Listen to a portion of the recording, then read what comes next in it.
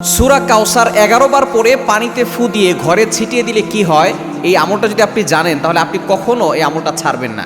সূরা কাউসার হচ্ছে পবিত্র কোরআন কারীমের ছোট্ট একটি সূরা। 114টি সূরার ভিতরে 108 নম্বর সূরা হচ্ছে সূরাতুল কাউসার।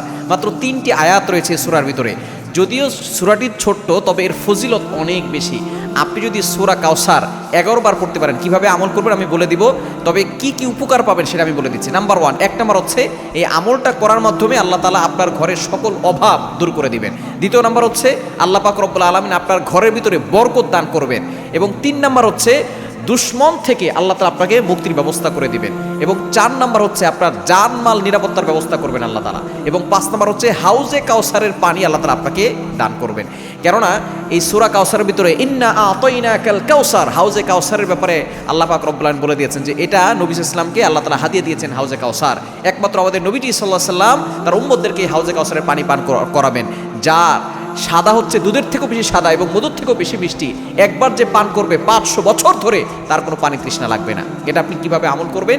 এই আমলটা হচ্ছে আপনি প্রথমে ওযু করে আপনি 3 বার দুরূদ শরীফ পড়বেন।